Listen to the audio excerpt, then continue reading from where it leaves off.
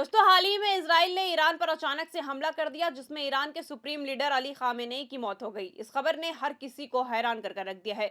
वहीं अब इस हमले से रिलेटेड कई नए खुलासे होना शुरू हो गए हैं। दरअसल ईरान के सुप्रीम लीडर अली खामेनेई जब तक जिंदा रहे, वो खुद को पूरी मुस्लिम दुनिया का एक अहम नेता मानते थे। वो अक्सर इस्लाम के नाम पर मुस्लिम देशों को एकजुट करने की बात करते थे और पश्चिमी देशों, खासकर संयुक्त राज्य अमेरिका की नीतियों का विरोध करते थे। उनका मानना था कि अगर मुस्लिम देश एक साथ खड़े हो जाएं तो वो किसी भी बाहरी ताकत का मुकाबला कर सकते हैं। लेकिन हाल ही में अमेरिकी हमले के बाद कई नई बातें सामने आई है। मीडिया रिपोर्ट के अनुसार इस मामले में सऊदी अरब की भूमिका भी चर्चा में है। जी हाँ दोस्तों, कहा जा रहा है कि ईरान पर हमले की वजह सऊदी अरब है। इस खबर ने हर किसी को चौंका कर रख दिया है कि आखिर ऐसी क्या नौबत आ गई कि सऊदी अरब ईरान पर हमले करने लगा। खैर, क्या है पूरी खबर बताऊंगी आपको अपनी इस रिपोर्ट में। नमस्कार, मैं फिजा, स्वागत है आप सभी का 4 PM न्यूज नेटवर्क में।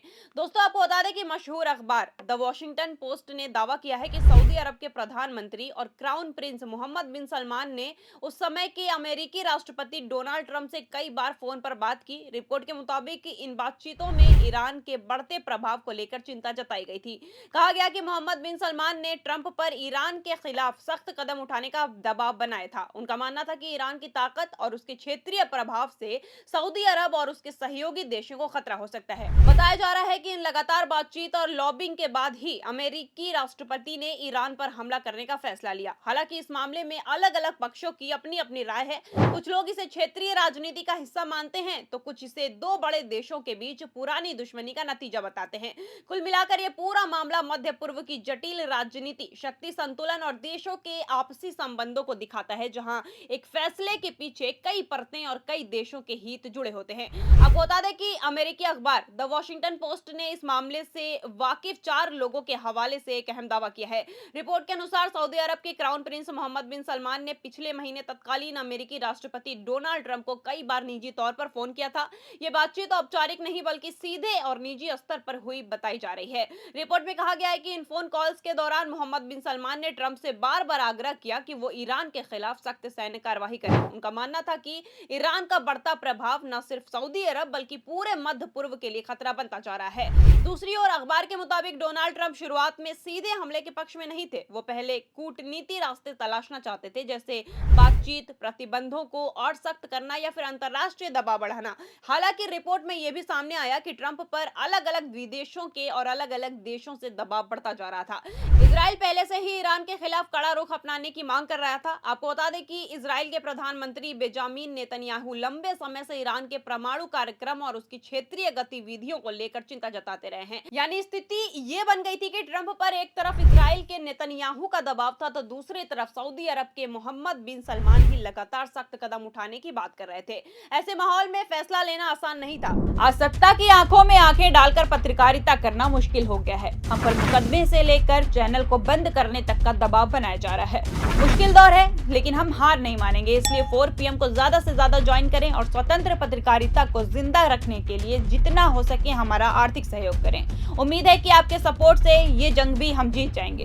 ये पूरा मामला दिखाता है कि अंतर्राष्ट्रीय राजनीति में किसी भी बड़े सैन्य फैसले के पीछे कई देशों के हित, सुरक्षा चिंताएं और राजनीतिक गणनाएं काम करती है।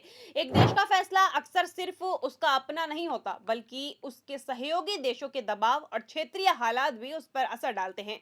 वहीं आपको बता दें कि सऊदी अरब के क्राउन प्रिंस मोहम्मद बिन सलमान ने ईरान को लेकर दोहरा रवैया अपनाया हुआ था। सार्वजनिक तौर पर वो शांति और कूटनीति की बातें तो कर रहे थे और अपने बयान में ये दिखाते थे कि सऊदी अरब स्थिति को बातचीत और कूटनीति प्रयासों से हल करने का पक्ष करता है, लेकिन पर्दे के पीछे उनके कदम बिल्कुल उल्टे थे। अखबार के मुताबिक कि एमबीएस ने ट्रंप से कई बार भरोसा दिलाया कि ईरान को सिर्फ सैन्य ताकत के जरिए ही रोका जा सकता है। उन्होंने ट्रंप को ये चेतावनी भी दी कि अगर अमेरिका ने समय रहते हमला नहीं किया तो ईरान और ज्यादा ताकतवर और प्रभावशाली बन जाएगा।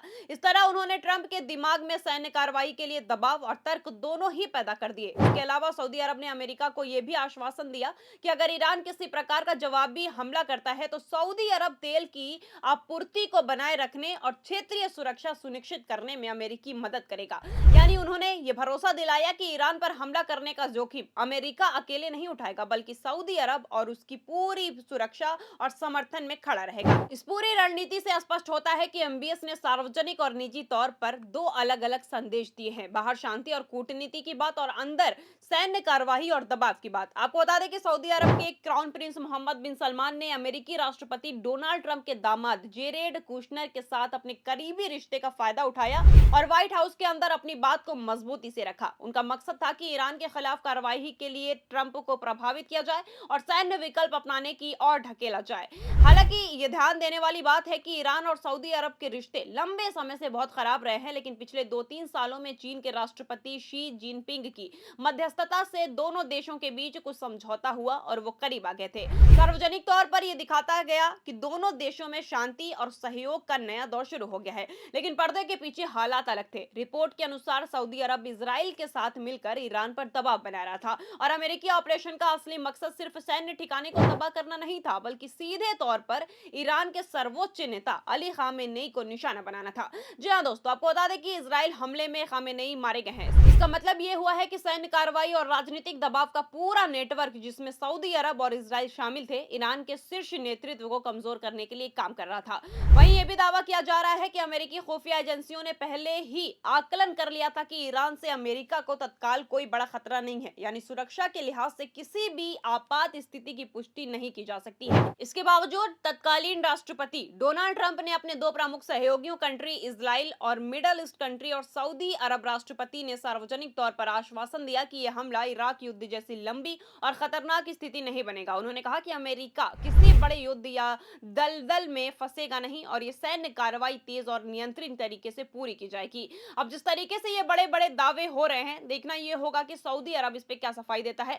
फिलहाल के लिए इस खबर में बस इतना ही। मिलते हैं अब आपसे अगली बड़ी खबर के साथ। अगर आपको वीडियो पसंद आई हो तो लाइक करें, शेयर करें और सब्सक्राइब करना बिल्कुल भी ना भूलें। और एक बार जरूर ध्यान दें कि जिस तरीके से ईरान और सऊदी अरब एक बार फिर से आमने सामने आ गए हैं, लंबे समय से लगातार चल रहे इस युद्ध में और इस विवाद में एक बार फिर से ईरान और सऊदी अरब एक दूसरे के सामने आके खड़े हो गए हैं। अब देखना होगा कि सऊदी अरब इस पे क्या सफाई देता है और उसके बाद ईरान उस पे क्या जवाब देता है। ये सारी सवालों का जवाब जानने के लिए बने रहिए 4PM न्यूज नेटवर्क के साथ। ईरान और सऊदी अरब और डोनाल्ड ट्रंप से रिलेटेड मैं आपको सारी खबरें टाइम टू टाइम आपको बताती रहूंगी। फिलहाल के लिए इस खबर में इतना ही। मिलते हैं आपसे अगली बड़ी खबर के साथ। तब तक के लिए बने रहिए 4PM न्यूज नेटवर्क के साथ। धन्यवाद।